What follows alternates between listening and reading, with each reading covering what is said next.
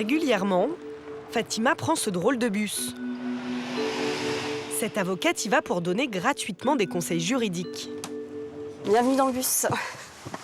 C'est comme dans un bureau. D'un côté, vous avez l'avocat qui reçoit des personnes qui vont s'installer en face.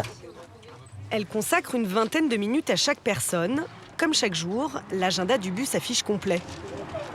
Beaucoup de personnes ont peur d'aller dans les tribunaux. Et c'est vrai que ça dédramatise tout de suite le fait d'aller demander des conseils. Et le bus, justement, vient à leur rencontre. Et le bus est équipé tout comme dans un cabinet d'avocats. Ce qui est indispensable pour tout avocat, c'est vraiment le code civil, le code de procédure civile, on a le code du travail, code de procédure pénale. Pendant 3 heures, Fatima va enchaîner une dizaine de rendez-vous. Bonjour madame. Bonjour. Je vous en prie, installez-vous. Merci. Voilà, on va tirer le rideau. Chaque plaignant est reçu en toute confidentialité. Cette initiative gratuite du barreau de Paris remporte un franc succès depuis 10 ans. Chaque semaine, une petite centaine de particuliers vient chercher une solution. Et ici, les avocats répondent à toutes les questions. Si vous avez des questions sur le logement, sur l'emploi, sur le travail, c'est très précis. Moi, j'ai déjà consulté un avocat parce que je suis passé par un divorce. Des frais de dossier, des frais de présentation. Voilà, ça coûte plus cher qu'un mariage. Je n'ai pas d'avocat parce que je n'ai pas les moyens. Des avocats trop chers, des procédures trop longues. Comme 9 Français sur 10, vous pensez que la justice est trop compliquée. Eh bien, détrompez-vous, il existe en France de nombreuses alternatives pour se défendre sans se ruiner. Le premier réflexe, c'est souvent d'aller sur Internet. De nombreux sites proposent des consultations juridiques en ligne qui sont la plupart du temps bien moins chères qu'une consultation classique en cabinet. Mais derrière des propositions très alléchantes, on peut être souvent déçu, voire arnaqué. Ils m'ont demandé jusqu'à 690 €. Ils ne se sont jamais occupés de moi. Certains sites proposent des experts dont le nom et le diplôme sont impossibles à vérifier. Et quand on les appelle en prétextant une affaire de divorce... Vous pouvez expliquer de quoi il s'agit votre demande exactement, madame? Alors c'est pour un divorce. À l'amiable? Je sais pas encore.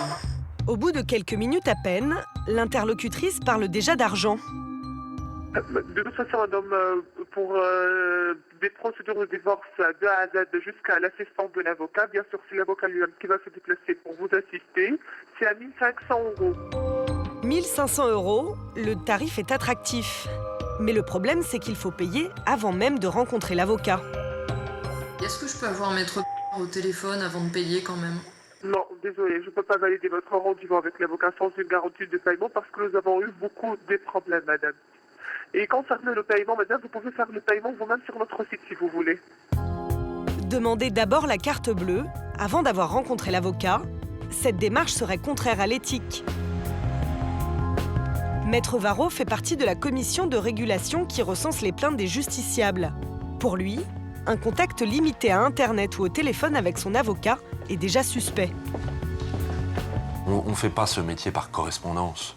Quelqu'un qui, d'emblée, exclura de vous rencontrer, c'est déjà un signe d'alerte. Ces gens-là n'ont ni formation, ni déontologie, ni assurance.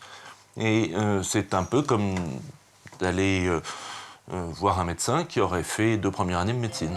À Paris, près de 250 dossiers de plainte contre ce type d'abus sont en cours de traitement. Il existe pourtant des solutions fiables et gratuites. Serge Pérez est le directeur de cabinet du Bâtonnier de Paris. Le premier lieu qu'il recommande pour bénéficier des conseils d'un avocat gratuitement, avant de vous lancer dans une procédure, c'est le palais de justice.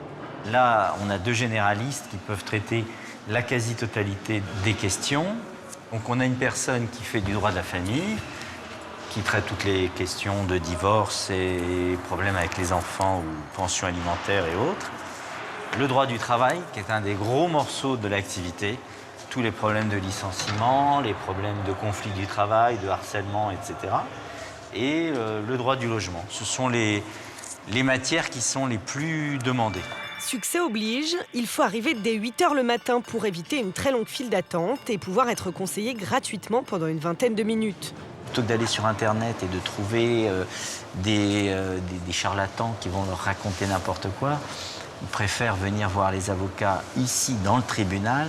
Ils ont quand même une garantie de sérieux et de compétences qu'ils n'auraient pas sur Internet, où ils ne rencontreraient pas les gens. Ici, vous rencontrez les personnes, vous parlez avec elles et vous montrez vos pièces, surtout, ce que vous ne pouvez pas faire sur Internet. Si le déplacement au palais de justice de votre ville vous rebute, on peut trouver aussi des consultations gratuites partout en France, dans les mairies. Et quand vous entrez en procédure, il existe un moyen étonnant et nouveau de réduire ses frais d'avocat au minimum. Fatia a déjà connu un divorce long et coûteux. Pour demander une augmentation de sa pension alimentaire, elle doit repasser devant le juge. Mais cette fois-ci, son avocate lui a proposé une alternative de défense moins chère. Pour cela, elle devra plaider sa cause elle-même. Bonjour maître. Les rencontres sont limitées à 4 rendez-vous. L'avocat utilise la technique du coaching judiciaire. C'est préparer une personne du début à la fin de sa procédure. C'est lui permettre de se défendre seul, mais avec tout un support qui est comme un support de dossier d'avocat, la partie écrite, mais aussi lui donner le support oral. Résultat, la procédure va lui coûter 2 fois moins cher. On avait convenu, je crois, de fixer un forfait, je crois, de 600 € hors taxe. À ce tarif, l'avocate prépare l'intégralité du dossier que Fatia devra remettre au juge. Mais comme Fatia sera seule, il faut qu'elle apprenne à se défendre. Ça commence par une vidéo. Fatia regarde des comédiens jouer une audience particulièrement houleuse autour d'un divorce. Moi, ce que je demande, c'est rien d'extraordinaire. C'est de pouvoir voir mes enfants régulièrement. D'ailleurs, eux aussi, eux-mêmes, ils me disent pourquoi on te voit si rarement. Là, je découvre qu'effectivement, on sera côte à côte. Et ça peut perturber sur le plan psychologique et un peu démonter sur le plan de ce que madame va dire au juge. Ensuite, Fatia va s'exercer avec un jeu de rôle. L'avocate sera la juge et Fatia va s'entraîner à ne pas être déstabilisée. Il est évident que monsieur va essayer de parler du passé pour dire effectivement j'ai été ce bon père entre guillemets. Pour la poursuite aussi sur le fait que vous assumez des frais de transport pour qu'ils aillent voir leur père. Je paye régulièrement l'abonnement SNCF pour ma fille comme pour mon fils. Et quand bien même ma fille elle a un billet aller, je paye le retour. Ce qu'il faudra, c'est bien renoter tous ces points importants, les redire de manière rapide, succincte, précise, notamment si le juge vous donne la possibilité de faire cette mini plaidoirie pour exposer votre demande. Et c'est ça, c'est comme un comédien, il doit connaître son texte, quoi. Dans quelques semaines, Fatia ira plaider sa cause en jouant à l'avocat. Cette initiative qui permet de concilier justice et économie commence à peine, mais séduit de plus en plus. En France, désormais, une 40aine d'avocats la proposent.